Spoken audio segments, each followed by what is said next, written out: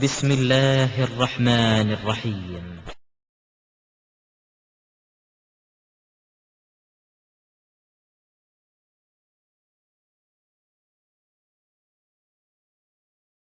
இரண்டாவது அமர்வுடைய முதல் அம்சமாக தொழுகை பயிற்சி குறித்து நாம் அறிய இருக்கின்றோம்.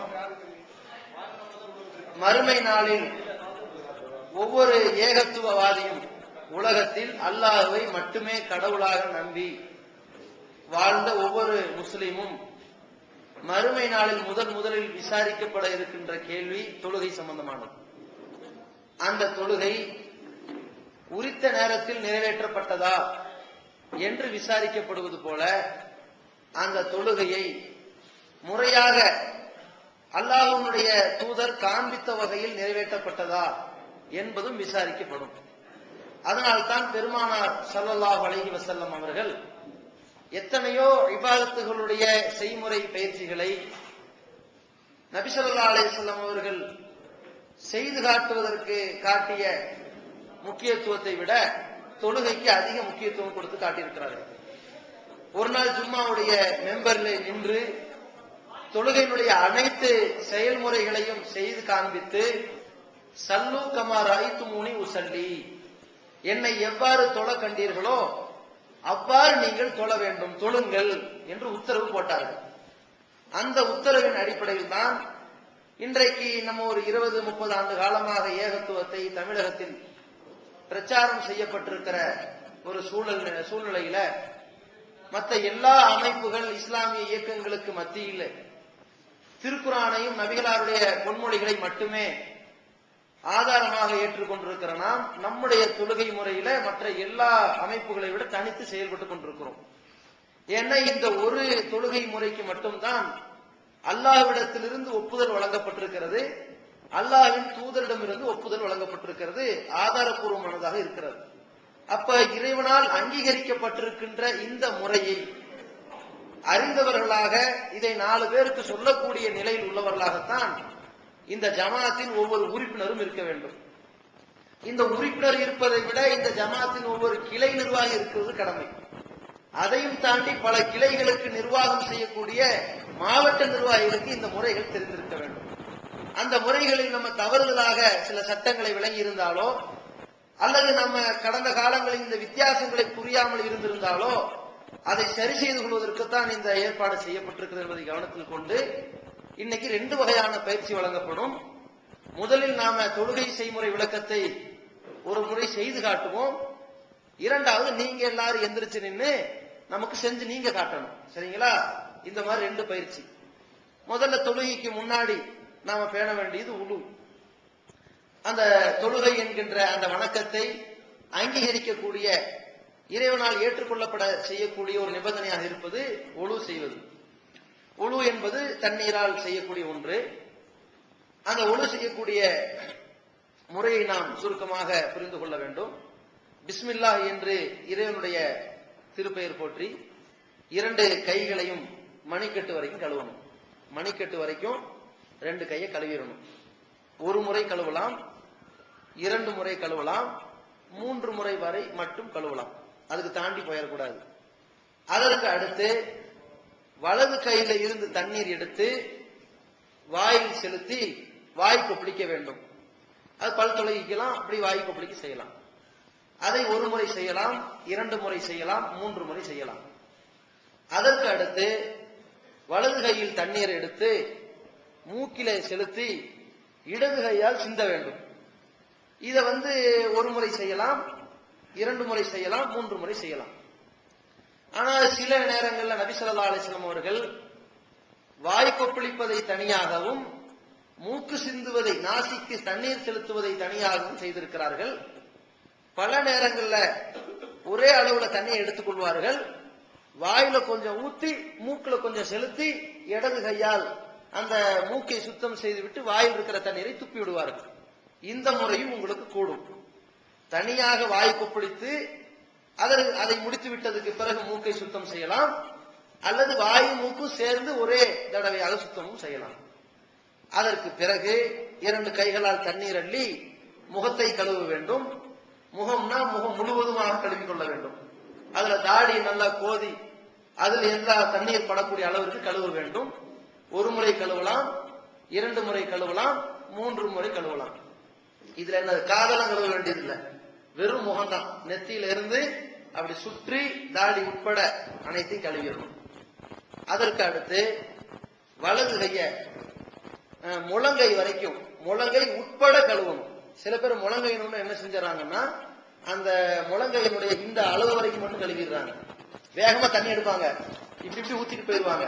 ஆனா வேகமாக தண்ணி எடுத்து அப்படி ஊற்றும் பொழுது தண்ணீர் எது வரைக்கும் வரும்?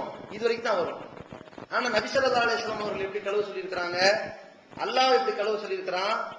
அந்த கைகளில் முழங்கை உட்பட நீங்கள் முழுவதுமாக கழுவணும் அப்படின்னு சொல்லப்பட்டிருக்குது.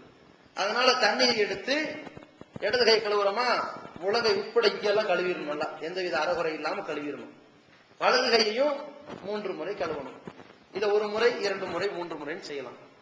அதற்கு அடுத்து தண்ணீரை அள்ளி அந்த உதறி விட்டு தலைக்கு மசகு செய்யறது. தலைக்கு மசகு செய்யக்கூடிய முறையில சிலர் என்ன செய்யறாங்கன்னா ஒரு லைட்டா இப்படி தொட்டு விட்டுறாங்க. ஷாஃபி மதுஹபை சார்ந்தவங்க.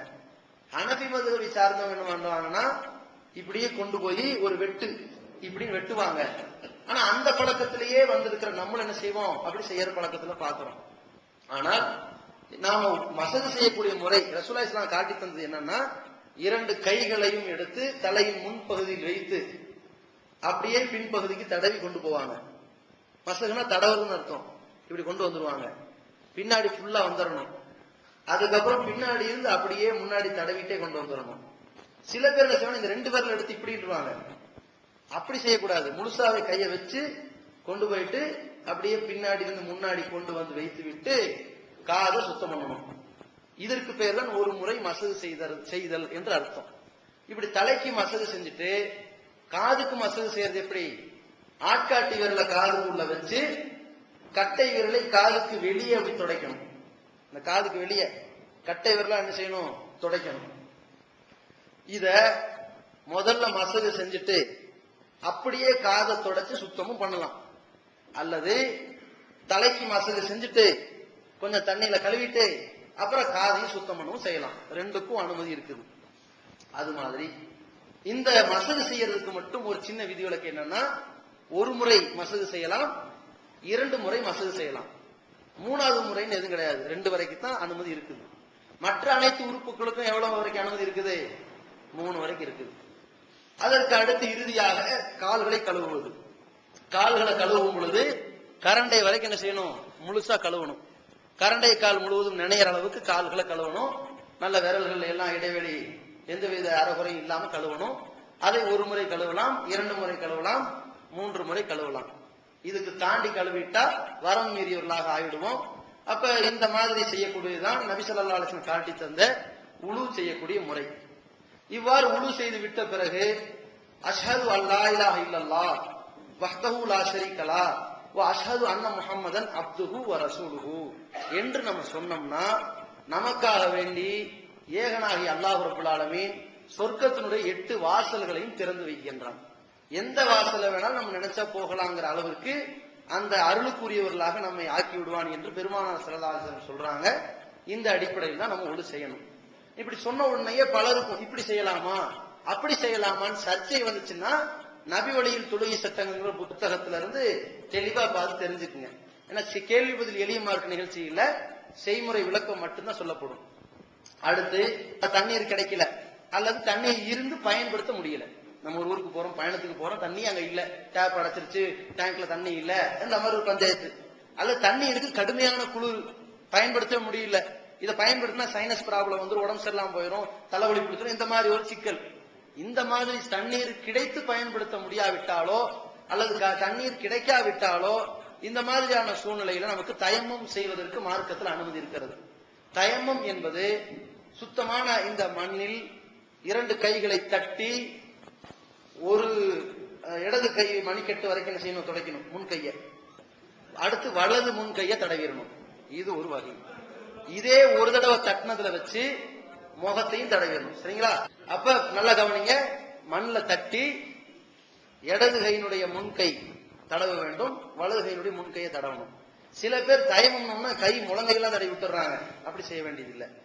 இப்படி தடவனதோட 2வது முறை மண்ணில் கைய வச்சிடாம தடவனதோட சேர்த்து மூன்றியே தடவிக்க வேண்டியது. இப்படியும் செய்யலாம். அல்லது மண்ணில் தட்டி முதல்ல முகத்தை தடவிட்டு அப்புறம் கையை தடவலாம். முதல்ல கையை தடவிட்டு அப்புறம் முகத்தையும் தடவலாம்.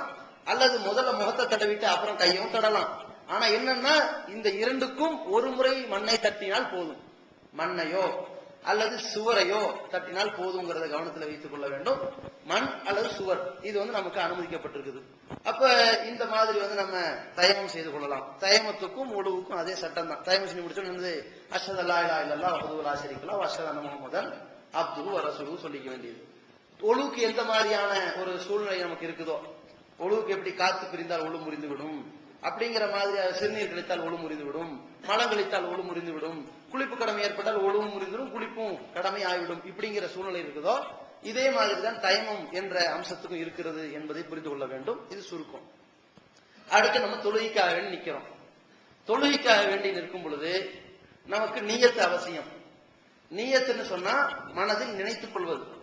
நம்ம இமாமுக்கு பின்னால் லுஹர் தொழுகையை கடமையாக அல்லாஹ்வுக்காக 4 ரக்காத்து இந்த பள்ளியில் தொழுகிறேன் இப்படி எல்லாம் வாயில சொல்லக்கூடிய நியத்தை ரசூலுல்லாஹி ஸல்லல்லாஹு அலைஹி வஸல்லம் சொல்லித் தரல. மனதில் நினைக்கக்கூடியது நியத்து. நியத் என்றாலே மனதில் நினைப்பது, எண்ணுவதுன்னு அர்த்தம். நம்ம என்ன என்றோம், அல்லாஹ் வேண்டி தொழுகிறோம் அப்படின்னு எண்ணத்தின் அடிப்படையில் போய் நின்னால் போதுமே தவிர நாம அதற்கென்று வாயால் சொல்லக்கூடிய மொழிதல் என்று நபி ஸல்லல்லாஹு அலைஹி வஸல்லம் எதுவும் சொல்லி தரல. தொடக்கமாக நம்ம போய் நிக்கணும்னா கிப்லாவை முன்னோக்கி தான் நிக்கணும்.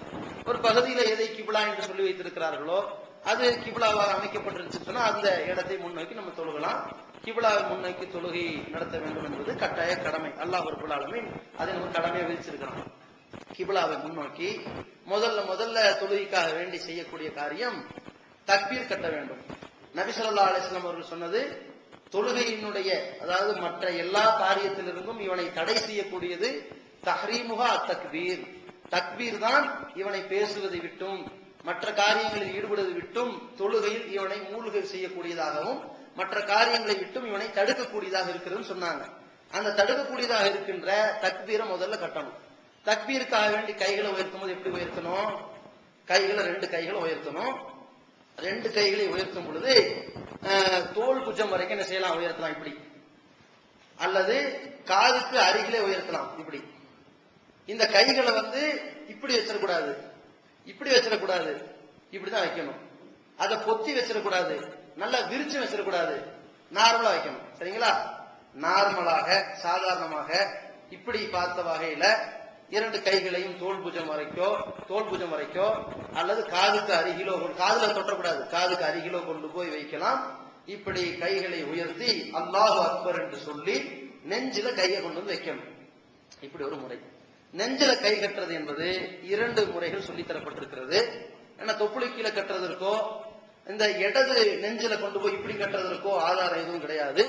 நெஞ்சில் கை கட்டுவதற்கு ஒரு வழிமுறை என்னவென்றால், இந்த நபி ஸல்லல்லாஹு அலைஹி வஸல்லம் அவர்கள் தன்னுடைய வலது முன்கையை இடது முன்கையிலும் மணிக்கட்டிலும் குடங்கையிலும் படுவதாக வைத்தார்கள் அப்படிங்கிற ஒரு செய்தி இருக்கிறது. அந்த அடிப்படையில் வலது கையை கொண்டு இங்க வச்சிடணும். நெஞ்சுங்கிறது இதுதான், இங்க வச்சிடணும். இந்த வலது கைய இடது கையினுடைய முன்கை மணிக்கட்டு குடங்கை 3லையும் படுற மாதிரி வச்சிடணும். இதுக்கு பேர் என்னது? நெஞ்சில கை கட்டுற ஒரு முறை இது. இன்னொரு முறை முழங்கையில வைக்கணும். நபி ஸல்லல்லாஹு அலைஹி வஸல்லம் அவர்கள் தனது வலது கையை இடது முழங்கையில் வைத்திருக்கிறார்கள் அப்படிங்கிற ஹதீஸின் அடிப்படையில முழங்கையில வைக்கணும். அல்லாஹ் அக்பர் கைகளை உயர்த்தி இப்படி வைக்கலாம். சரிங்களா? அல்லது இப்படி வைக்கலாம். இதுதான் கூடும். சில பேர் இப்படி வச்சிடறாங்க, அது செஞ்சிடக்கூடாது. சில பேர் இப்படி வச்சிடறாங்க, அப்படி செஞ்சிடக்கூடாது. அதை கொஞ்சம் கவனத்தில் வச்சுக்கோங்க. இந்த மாதிரி வைக்கலாம். அதாவது இடது கையை வச்சாச்சு, வலது கையை முன்கை மணிக்கட்டு குடங்கையில படுற மாதிரி வச்சாச்சு, அல்லது முழங்கையில படுற மாதிரி வச்சிடணும். சரிங்களா? இங்க இவ்வளவுதான். இந்த 2 முறைகள் தான் நெஞ்சில் கை கட்ட வேண்டும் என்பதை கவனத்தில் வைத்துக் கொள்ள வேண்டும். கைகளை கட்டியதற்கு பிறகு அல்லாஹும்ம பாயித் பைனி என்று துவங்கக்கூடிய துவாவையோ அல்லது இன்னை வஜ்ஜஹத்து வஜ்ஹி அல்லதி ஃபதர ஸமாவாத்தி வல்லர் என்று தொடங்கக்கூடிய துவாவை ஓதலாம். அல்லாஹும்ம பாயித் பைனி என்ற துவாவுக்கு ஆதாரம் இருக்கிறது. இன்னி வஜ்ஜஹத்து வஜ்ஹிய அல்லதி ஃபத்ர ஸமாவாத்தி வல்லர்லி ஹனீஃபன் முஸ்லிமன் வருதுல்ல, அந்த அல்லாஹும்ம ஆத்தி குல்ல நஃப்ஸின் அப்படின்னு சொல்லி தொடங்குது துவா. சரிங்களா? இடையில தொடங்குது. அந்த துவா அல்லாம நம்ம மக்களுக்கு சில பேர் என்ன வழக்கம்னா சுப்ஹானக அல்லாஹும்ம வபிஹம்திக வதபாரக அஸ்முக வதஆலா ஜத்துக வலா இலாஹ கைருக்கன்னு ஓதுவாங்க. இதற்கு எந்த ஆதாரமும் கிடையாது. சரிங்களா? அல்லாஹ்வுக்கு ரெண்டு கை கட்டி விட்டு அல்லாஹும்ம பாயிது பைனி வ பைன ஹத்தாயாய கமா பாஅத்த பைனல் மஷ்ரிகி வல் மக்ரிப் அல்லாஹும்ம நக்கீனி மினல் ஹத்தாயா கமா யுனக்க ஸௌபுல் அபியது மினத் தனஸ் அல்லாஹும்ம அக்ஸில் ஹத்தாயாய பில் மாயி வஸ்ஸல்ஜி வல் பரத். இதை சொன்னதுக்கு பிறகு சூரத்துல் ஃபாத்திஹா ஓதணும். அல்ஹம்துலில்லாஹி ரப்பில் ஆலமீன் அர் ரஹ்மானிர் ரஹீம் மாலிகி யௌமித்தீன் இய்யாக நஅபுது வ இய்யாக நஸ்தஈன் இஹ்தினஸ் ஸிராத்தல் முஸ்தகீம் ஸிராத்தல் லதீன அன்அம்த அலைஹிம் கைரில் மக்தூபி அலைஹிம் வலல்லாலீன் அப்படின்னு ஓதிக்கொள்ள வேண்டும். ஜமாத்துடைய தொழுகையா இருந்துச்சுன்னா இமாம் ஓதுவாங்க, நம்ம வாய் மூடி கேட்டால் போதும். அதற்கு ஆமீன் சொல்லிக் கொள்ள வேண்டும். அதற்கு அடுத்து துணை சூரா குல் ஹுவல்லாஹு அஹத் அல்லாஹு ஸமத் லம் யலித் வலம் யூலத் வலம் யகுல் லஹு குஃபுவன் அஹத். இப்போ ஒரு சூரத்துல் ஃபாத்திஹா என்று வழமையாக ஒவ்வொரு ரக்காத்திலும் ஓதப்படக்கூடிய சூரா ஓதி இருக்கிறோம். துணை சூறாவாக குல் ஹுவல்லாஹு சூரா இக்லாஸ ஓதி இருக்கிறோம். இது ஓதி உடனேயே ருக்கு செஞ்சிடாம ஒரு 2 செகண்ட் 3 செகண்ட் ஹதீஸ்ல சக்தத்தன் அவ் சக்தத்தைனின்னு சொல்லுவாங்க. ரசூலுல்லாஹி ஸல்லல்லாஹு அலைஹி வஸல்லம் அப்படி சின்ன ஒரு நேரம், சொற்பமான நேரம் நிதானமா இருந்துட்டு தான் ருக்குக்கு போனாங்கன்னு வருது. அப்ப நம்ம என்ன செய்யணும்? கை கட்டி இருக்கிறோம், சூரத்துல் ஃபாத்திஹா ஓதிட்டோம். துணை சூரா ஓதி முடித்த பிறகு ஒரு 5 செகண்டோ 10 செகண்டோ கொஞ்சம் நிதானமா இருந்துட்டு அப்புறம் அல்லாஹு அக்பர் என்று கைகளை உயர்த்தி, ஸ்டார்டிங்ல எப்படி நம்ம உயர்த்துவோமோ தோல் புஜம் வரைக்கும் அல்லது காதுக்கு அருகிலோ கைகளை உயர்த்துவது போல உயர்த்தி ருக்கு செய்ய வேண்டும். இது ஒரு முறை. நம்ம எதிலிருந்து தாண்டி இருக்கிறோம்? நெஞ்சில கை கட்டி சூறாக்களை ஓதி ருக்குக்கு போக போறோம். முதல்ல ருக்கு செய்வதற்காக வேண்டி கைகளை உயர்த்திட்டோமா, கைகளை உயர்த்துறதுக்கு பிறகு குனியறது. சரிங்களா? காது வரைக்கோ தோல் புஜம் வரைக்கோ கைகளை உயர்த்தி விட்டு ருக்கு செய்ய வேண்டும். ருக்கு செய்யும் பொழுது இந்த கால்களை சில பேர் என்ன செஞ்சுக்கிறாங்கன்னா இப்படி செய்யறாங்க. இது செஞ்சிடக்கூடாது, ஸ்ட்ரைட்டா இருக்கணும் காலு. கைகளை சில பேர் இப்படி மடக்கிக்கிறாங்க. நல்லா குனியணுங்கிறதுக்காக வேண்டி கைகளை மடக்கிறாங்க. கைகளும் ஸ்ட்ரைட்டா இருக்கணும். இது எந்த அளவு இருக்குன்னா, இந்த கால்ல இருந்து இந்த முதுகு வரைக்கும் ஒரு வில்லு வச்சுக்குங்க. வில்லுக்கு இருக்கக்கூடிய ஒரு கயிறு மாதிரி இந்த கையை வச்சுக்குங்க. இருக்கா? இதே அளவுலதான் கைகளை நீட்டி வைத்துக் கொள்ள வேண்டும். கால்களையும் நன்கு நீட்டி வைத்துக் கொள்ள வேண்டும். மடக்க கூடாது. காலை மடக்கிறாம இப்படி மடக்கிறாம அல்லது கையை வளைய மாதிரி வளைச்சிடாம கரெக்டா ஸ்டிப்பா நிக்கிற மாதிரி நிக்கணும். இது ஒரு முறை. இது காலுக்கு செய்ய வேண்டிய ஒரு முறை. கையில எப்படி வைக்கணுங்கிற ஒரு அமைப்பு. அடுத்து தலை இருக்கு பாருங்க, தலையை சில பேர் இப்படி உடக்கா மாதிரி தூக்கிறாங்க. அப்படி செய்யக்கூடாது. சில பேர் இப்படி குமிஞ்சிடறாங்க. அந்த மாதிரி பண்ணிடாம அப்படி கரெக்டா ரொம்ப தூக்கிராம ரொம்ப குனிஞ்சிராம இப்படி ஸ்ட்ரைட்டா இருக்கணும். எந்த அளவுக்கு ஸ்ட்ரைட்டா இருக்கணும்னா, மேல ஒரு சொட்டு தண்ணி வச்சாலும் அப்படி நிக்கணும். தண்ணி அப்படி ஸ்ட்ரைட்டா இருக்கணும். சரிங்களா? புரிஞ்சுதா? அது இந்த போக்கஸ்ல செய்வோம். இப்படி தூக்கிட கூடாது, தலைய குனிஞ்சிடக்கூடாது. இப்படி கரெக்டா ஸ்ட்ரைட்டா வச்சுக்கணும். சரிங்களா? இப்படி வச்சிடக்கூடாது அல்லது இப்படி வச்சிடக்கூடாது. காலை நல்லா நீட்டி கையை நல்லா நீட்டி வச்சுக்கணும். இதுதான் ருக்கு செய்யக்கூடிய முறை. ருக்கு செய்து விட்ட பிறகு சமியல்லாஹு லிமன் ஹமிதா அப்படின்னு நம்ம சொல்லும் பொழுது கைகள் ரெண்டையும் உயர்த்தணும். வாங்க, சமியல்லாஹு லிமன் ஹமிதான்னு எந்திரிச்சு கைகளை தோல் புஜம் வரைக்கும் உயர்த்துங்க அல்லது காது வரைக்கும் உயர்த்திட்டு கீழே விட்டுறணும். ஏன்னா ரசூலுல்லாஹி ஸல்லல்லாஹு அலைஹி வஸல்லம் ருக்குவுக்கு பிறகு தனது இரு கைகளையும் உயர்த்தினார்கள். பிறகு ஒவ்வொரு மூட்டுக்களும் அதன் இடம் செல்லும் வரைக்கும் நிதானமாக நின்றார்கள் தான் ஹதீஸ் வருது. சில பேர் என்ன பண்ணிடுறாங்கன்னா, ருக்கு செஞ்சிட்ட பிறகு நெஞ்சில கை கட்டுறதை பாக்குறோம். அப்படி கட்டுறதுக்கு ஆதாரம் இல்லை. அதற்கு பிறகு நம்ம என்ன செய்யணும்? சஜிதாவுக்கு போறோம். சஜிதாவுக்கு போகும் பொழுது இதுல 4-5 போக்கஸ் தெரிஞ்சுக்குங்க. முதல்ல சில பேர் சஜிதாவுக்கு போகும்போது நேரா இப்படி கட்டி எடுத்து போய் இப்படி வச்சிடறாங்க. பெரும்பாலும் சுன்னத் ஜமாத்துல சொல்லுவாங்க இதுதான் சரியான முறைம்பாங்க. ஆனா ஹதீஸ்ல நபி ஸல்லல்லாஹு அலைஹி வஸல்லம் சொன்னது வல் யதல் யதைஹி கபல ருக்குபத்தைஹி, 2 முட்டிக்கால்களை வைப்பதற்கு முன்பாக 2 கைகளை வைத்துக் கொள்ளட்டும் சொன்னாங்க. அந்த அடிப்படையில நாம என்ன செய்யணும்? முதல்ல அல்லாஹ் அக்பர்னு வரும். வந்துட்டோமா? அப்புறம் தான் இது முட்டுக்கால வைக்கிறோம். வச்சுட்டு அமர்ந்தாச்சு. அப்ப நம்ம முதல்ல நேரா கொண்டு வந்து வைக்க வேண்டியது கைகள், அதற்கு பிறகு வைக்க வேண்டியது முட்டிக்கால். சஜிதாக்கு போகணும். சரி, அதாவது நல்லா கவனிச்சுக்குங்க. அல்லாஹ் அக்பர்னு சொல்லி போறோம்ல, சஜிதாக்கு போகும்போது 2 கையை ஃபர்ஸ்ட் வச்சாச்சு, அப்புறம் முட்டிக்கால வச்சாச்சு, சஜிதாக்கு போறோம்.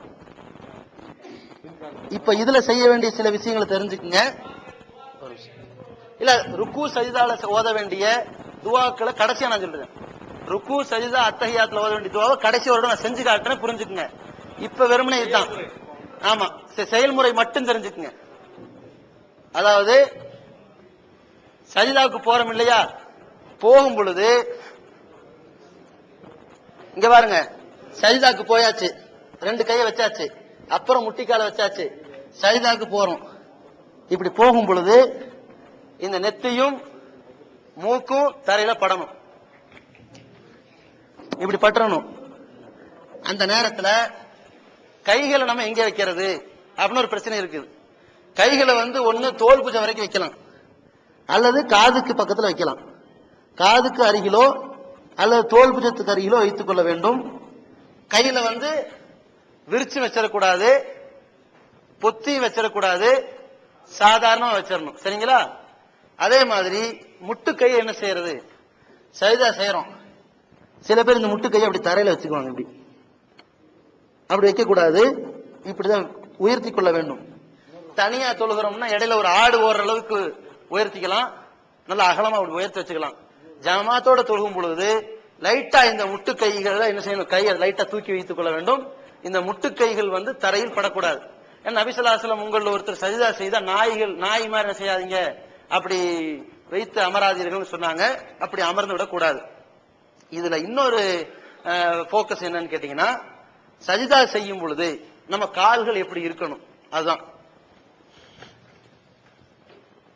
இப்ப நம்ம சஜிதா செய்யறோம், சஜிதாவை செய்து கொண்டிருக்கும் பொழுது இந்த 2 கால்களையும் சேர்த்து அல்லது கொஞ்சம் விலக்கி, தப்பில்லை, சேர்த்தோ அல்லது விலக்கியோ 5 விரல்களும் நல்லா மடக்கி கிபிலாவை முன்னோக்கிற மாதிரி வைத்துக் கொள்ள வேண்டும்.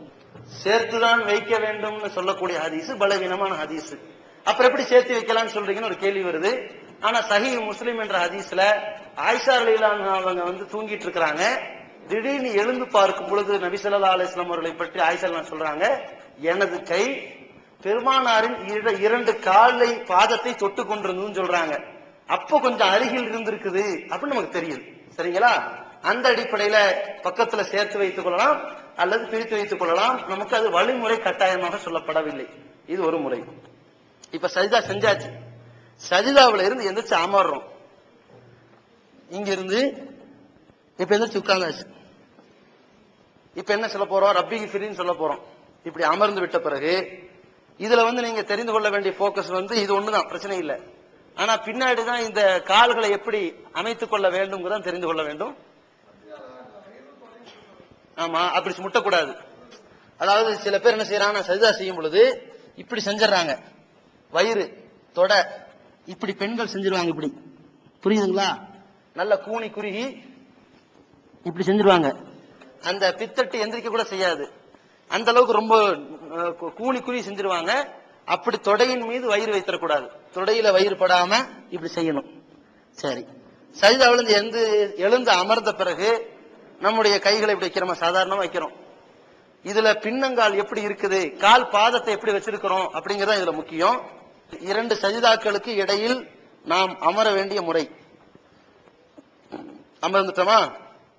இதுல இந்த இடது காலை மடிச்சு அதன் மேல அமர்ந்திருக்கிறோம், வலது காலை மடிச்சு இப்படி வைத்திருக்கோம், நெட்ட வச்சிருக்கிறோம். இந்த மாதிரி உட்கார்றதுக்கு மட்டும்தான் நபி வழியில ஆதாரம் இருக்குது, வேற எதற்கும் ஆதாரம் இல்லை என்பதை கவனத்தில் வைத்துக் கொள்ளுங்கள். இது 2 சஜிதாவுக்கும் மத்தியில் செய்ய வேண்டிய ஒண்ணு. இப்ப சஜிதா செய்து முடித்து விட்டோம். இப்ப சஜிதாவிலிருந்து நம்ம எந்திரிக்கிறோம், எந்திரிச்சு நிக்க போறோம். செஞ்சிட்டோமா? எந்திரிச்சு நிக்கும் பொழுது பலர் என்ன செய்யறாங்கன்னா, எந்திரிக்கும் போதே சஜிதாவிலிருந்து இப்படி எந்திரிக்கும் போதே இப்படி எந்திரிச்சிடறாங்க. அப்படி எந்திரிக்க கூடாது. 2 கைகளை கொண்டு தன்னுடைய முட்டிக்கு முன்னாடி வைத்து விட்டு நிதானமாகத்தான் 2 கைகளை தரையில வைத்து 2 காலையும் முதல்ல தூக்கணும். அப்புறம் கையை தூக்கணும். அதாவது சஜிதா செய்யும் பொழுது பட வேண்டிய முதல் உறுப்பு என்னது? கை. சஜிதாவிலிருந்து எழும் பொழுது இங்க பாருங்க, சஜிதாவில இருந்து எழும் பொழுது கடைசியாக வரக்கூடிய உறுப்பு கை. இதுதான் சஜிதாவிலிருந்து எழ வேண்டிய முறை. இப்ப ஒவ்வொரு அமர்வுலையும் நம்ம என்னென்ன சொல்லணும் அப்படிங்கறத தெரிந்து கொள்வோம். இப்ப நம்ம ருக்கு செய்யும் பொழுது அல்லாஹ் அக்பர், ருக்கு செஞ்சாச்சு. சுபஹான ரப்பியல் அதீம், சுபஹான ரப்பியல் அதீம், சுபஹான ரப்பியல் அதீம் இப்படின்னு சொல்லலாம். சுப்புஹுன் குத்தூசுன் ரப்புல் மலாயிகத்தி வர் ரூஹ் அப்படின்னு சொல்லலாம். சுபஹானக்கல்லாஹும்ம பிஹம்திக ரப்பனா அல்லாஹும்ம ஃபிர்லி என்று சொல்லலாம். சரிங்களா? இவ்வாறு கூறுவதற்கு ஆதார் இருக்கிறது. சமி அல்லாஹு லிமன் ஹமிதா என்று வந்த பிறகு ரப்பனா லக்கல் ஹம்த் என்று சொல்லலாம், ரப்பனா வலக்கல் ஹம்த் என்று சொல்லலாம், அல்லாஹும்ம ரப்பனா லக்கல் ஹம்த் என்று சொல்லலாம். இதற்கு ஆதார் இருக்கிறது. சரிங்களா?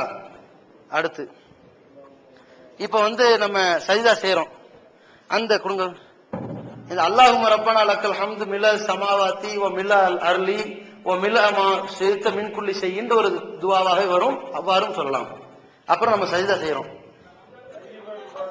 அதுவா, அதாவது ரசூலுல்லாஹி ஸல்லல்லாஹு அலைஹி காலத்துல அரக்க பறக்க ஒருத்தர் ஜமாத்துல ஜாயிண்ட் ஆகி அந்த தொழுகையினுடைய ரக்காத்து கிடைச்சிருச்சே என்று மகிழ்ச்சி பெற்று அவர்தான் ருக்குவிலிருந்து எழுந்த பொழுது ரப்பனா லக்கல் ஹம்து ஹம்தன் கசீரன் தொய்யிபன் முபாரக்கன் ஃபீஹின்னு சொல்லியிருக்கிறாங்க. அதை வளமையாக ஒவ்வொரு ருக்குவுக்கு பிறகும் சொல்வதற்கு ஆதாரம் இல்லை.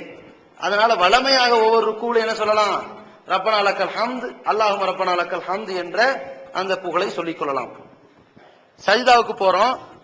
சஜிதாவுக்கு போகும் பொழுது இங்க பாருங்க, சஜிதாவிலே சுபஹான ரப்பியல் ஆலா, சுபஹான ரப்பியல் ஆலா, சுபஹான ரப்பியல் ஆலா, அதே மாதிரி சுப்புஹுன் குத்தூசுன் ரப்புல் மலாயிகத்தி வர் ரூஹ், அதே மாதிரி சுபஹானக்கல்லாஹும்ம ரப்பனா வ பிஹம்திக அல்லாஹும்ம ஃபிர்லி என்று சொல்லிக் கொள்ளலாம். இதே மாதிரி 2 சஜிதால ஓதிக்கொள்ளலாம். இப்ப நம்ம என்ன செய்யறோம்னா, முதல் ரக்காத்தை முடிச்சுட்டு 2வது ரக்காத்துல இதே மாதிரி செஞ்சுட்டு 2வது ரக்காத்துல அமர போகிறோம். இதுல ஃபஜ்ருடைய 2வது ரக்காத்தாக இருக்குதுன்னு வைங்க, அது 2வது ரக்காத்து, அதுதான் கடைசி ரக்காத்து, அதை விட்டுருவோம். 2 வகையான அத்தஹியாத்த ரசூலுல்லாஹி ஸல்லல்லாஹு அலைஹி நமக்கு சொல்லி கொடுத்திருக்கிறனால 2 வகையான அத்தஹியாத், தஷஹுத் அமர்வு இருக்கின்ற ஒரு தொழுகை உதாரணத்துக்கு எடுத்துக்கலாம். லுஹர் தொழுகை எடுத்துக்குவோம். லுஹர் தொழுகை 2வது ரக்காத்துல உட்கார்ந்து இருக்கிறோம். எப்படி உட்காரணும் அப்படின்னா இந்த மாதிரி தான் உட்காரணும். இப்படி 2வது ரக்காத்துல 2 சஜிதாவை முடிச்சுட்டு அமரும் பொழுது இடது கையை ஸ்ட்ரைட்டா வச்சுக்கணும். நல்லா ஸ்ட்ரைட்டா இருக்கா? வலது கைய இந்த தொட மேல படுற மாதிரி இப்படி வச்சுக்கணும். சரிங்களா? இப்படி வைத்துக்கொண்டு இந்த 2 விரல், சுண்டு விரல் மோதிர விரல் இரண்டையும் மடித்து கொண்டு நடுவிரலையும் கட்டை விரலையும் வளையம் போல் வைத்துக் கொண்டு விரலை உயர்த்தி வைத்து அப்புறம் விரலை அசைக்க ஆரம்பிக்கணும். அத்தஹியாத்து லில்லாஹி வஸ்ஸலவாத்து வத்தையிபாத்து அஸ்ஸலாமு அலைக்கி அய்யுஹன் நபியு வ ரஹ்மத்துல்லாஹி வ பரகாத்துஹு அஸ்ஸலாமு அலைனா வ அலா இபாதில்லாஹி ஸாலிஹீன் அஷ்ஹது அல்லா இலாஹ இல்லல்லாஹு வ அஷ்ஹது அன்ன முஹம்மதன் அப்துஹு வ ரசூலுஹு என்று வரைக்கும், அல்லது அல்லாஹும்ம ஸல்லி அலா முஹம்மதின் வ அலா ஆலி முஹம்மதின் கமா ஸல்லைத அலா இப்ராஹீம வ அலா ஆலி இப்ராஹீம இன்னக ஹமீதும் மஜீத், அல்லாஹும்ம பாரிக் அலா முஹம்மதின் வ அலா ஆலி முஹம்மதின் கமா பாரக்த அலா இப்ராஹீம வ அலா ஆலி இப்ராஹீம இன்னக ஹமீதும் மஜீத் என்று வரைக்கும் ஓதலாம். இதுல நம்ம இப்படி செய்து கொண்டிருக்கும் பொழுது நம்ம பார்வை எங்க இருக்கணும்? தொழுகையில இருக்கும் பொழுது நம்முடைய பார்வை எங்க இருக்கும்? நேரா பார்க்கலாம், சைட்ல கூட பார்க்கலாம், தப்பில்ல. வானத்தை பாத்திரக்கூடாது, திரும்பி பாத்திரக்கூடாது. அதே மாதிரி தொழுகையில அத்தஹியாத்துல இருக்கும் பொழுது நம்ம பார்வை விரல் அசைப்பதை பார்த்தான் இருக்க வேண்டும். லாயு ஜாவிஸ் பசரஹு இஷாரத்தஹு, நபிசல்லாஹு தன்னுடைய பார்வை வேறு எங்குமே அந்த சமிக்கையில் தான் கவனத்தை செலுத்தி கொண்டிருந்தார்கள், வேற எங்கும் கடத்தவில்லை அப்படிங்கிற செய்தியை நம்ம பார்க்கிறோம். விரலை அசைத்துக் கொண்டிருக்கின்ற இடத்தில் தான் பார்வை செலுத்த வேண்டும். இப்படி வைத்துக் கொள்றோமா? பின்னாடி கால் எப்படி இருக்கணும்? 2 சஜிதாவுக்கு மத்தியில உட்காரும் போது எப்படி வச்சிருப்போமோ அந்த மாதிரி வைக்கணும். இதே மாதிரிதான் 2வது ரக்காத்துல லுஹரு அசர் மகரிப் இஷா போன்ற 4 ரக்காத்துகள் 3 ரக்காத் தொழுகைகளில் முதல் அமர்வில் அமரக்கூடிய முறை. அதுல இந்த பின்னங்கால் இடது கால் இப்படி படுக்க வைத்தது போல அதன் மீது அமர்ந்திருக்க வேண்டும், வலது காலை நெட்டி வைத்திருக்க வேண்டும். 4வது ரக்காத்துல அமர்ந்திருக்கிறோம். 4வது ரக்காத்துல அத்தஹியாத்துல அமர்ந்திருக்கிறோம். அதற்கு என்ன வழிமுறை? ஒரு சின்ன வித்தியாசம் தான் இருக்குது. 4வது ரக்காத்துல அத்தஹியாத்து சலவாத்து ஓதி அதற்கு பிறகு ஒரு துவாவை நபி ஸல்லல்லாஹு அலைஹி வஸல்லம் கற்றுக் கொடுத்தாங்க. அல்லாஹும்ம இன்னி லலம்து நஃப்ஸி ظுலுமன் கஸீரா வலா யக்ஃபிரு ذுனூப இல்லா அன்த ஃபக்ஃபிர்லி மக்ஃபிரத்தன் வர்ஹம்னி இன்னக அன்தல் கஃபூர் ரஹீம் அப்படின்னு ரசூலுல்லாஹி ஸல்லல்லாஹு அலைஹி வஸல்லம் கேட்ட ஒரு பிரார்த்தனை இருக்கிறது. அல்லது அல்லாஹும்ம இன்னி அஊது பிக்க மின் அதாபில் கப்ரி வ அஊது பிக்க மின் ஃபித்னத்தில் மஸீஹ் தஜ்ஜால் வ அஊது பிக்க மின் ஃபித்னத்தில் மஹ்யா வல் மமாத் அல்லாஹும்ம இன்னி அஊது பிக்க மினல் மஹ்சமி வல் மஹ்ரமி என்று ஓதிக்கொள்ள வேண்டும். இப்ப நான் இப்ப 4வது ரக்காத்தினுடைய அந்த 2வது அமர்வு இருக்குல்ல, அதுல அமரும் பொழுது என்ன செய்ய வேண்டும் என்றால், இந்த வலது கால இப்படி மடிச்சு வச்சுட்டு இடது கால இந்த வலது காலுக்கு அடியில விட்டுறணும். இப்படி விட்டுறணும். நம்ம இப்ப இந்த பித்தட்டை தரையில வச்சிடறோம். 2வது ரக்காத்துல பித்தட்டை இடது காலுக்கு மேல வச்சோம். இதுதான் வித்தியாசம். இப்ப நம்ம தரையில வச்சுட்டு இப்படி அமர்ந்துட்டோம், வலது கால மடிச்சிட்டோம். இப்ப இடது கை ஸ்ட்ரைட்டா இருக்கு, வலது தொடை மீதும் முட்டுக்கால் மீதும் முன் கையை வைத்து விட்டு இந்த முழங்கைய தொடையில பட வச்சிட்டோம், உட்கார்ந்துட்டோமா. சலாம் கொடுக்கக்கூடிய அமர்வு இந்த மாதிரி அமர வேண்டும். அமர்ந்துட்டோம். இப்ப நம்ம என்ன செய்யணும், அத்தஹியாத்து ஓதி ஸலவாத்து ஓதி ஒரு துஆவை ஓதி தொழுகை முடித்துக் கொள்றோம். தொழுகை முடிக்கும் பொழுது இப்ப 4வது ரக்காத்து தொழுகை முடிச்சாச்சு. அஸ்ஸலாமு அலைக்கும் வரஹ்மத்துல்லாஹ், அஸ்ஸலாமு அலைக்கும் வரஹ்மத்துல்லாஹ், இவ்வளவுதான். இந்த தலையை உருட்டுறது ஊதுறது அந்த மாதிரி எதுவும் செஞ்சிட வேண்டாம். அந்த மாதிரி செய்ய வேண்டாம் சொல்லி காட்டினார்ல, அந்த மாதிரி செஞ்சிட வேண்டாம். இதுதான் நபிகள் நாயகம் ஸல்லல்லாஹு அலைஹி வஸல்லம் காட்டி தந்த தொழுகையினுடைய செய்முறை விளக்கம். இப்படி எல்லாம் பார்த்த உடனே என்னடா 2வது ரக்காத்துல காலை இப்படி வச்சு 4வது ரக்காத்துல இப்படி வைக்க முடியுமாங்கிற பயம் எல்லாம் சில பேருக்கு வரும். சில பேருக்கு முடியாது, வயதானவர்கள் அல்லது காலில் அடிபட்டவர்களுக்கு எல்லாம் முடியாதுன்னு சொன்னா அவர்களுக்கு அது அந்த கடமை பொருந்தாது. கொஞ்சம் கொஞ்சமா பழகிக்க வேண்டியது, ஈஸி தான் இது. போக போக அதை பழகிக் கொள்ள வேண்டும் என்பதை கவனத்தில் வைத்துக் கொள்ள வேண்டும். தொழுகைக்கு பிறகு அல்லாஹு அக்பர் என்று ஒரு முறை சொல்லி அஸ்தக்ஃபிருல்லாஹ் அஸ்தக்ஃபிருல்லாஹ் அஸ்தக்ஃபிருல்லாஹ் என்று 3 தடவை சொல்லி அல்லாஹும்ம அன்தஸ் ஸலாம் வ மின்க ஸலாம் தபாரக்த ரப்பனா யாதல் ஜலாலி வல் இக்ராம் ஓதணும். சரிங்களா? அல்லாஹ்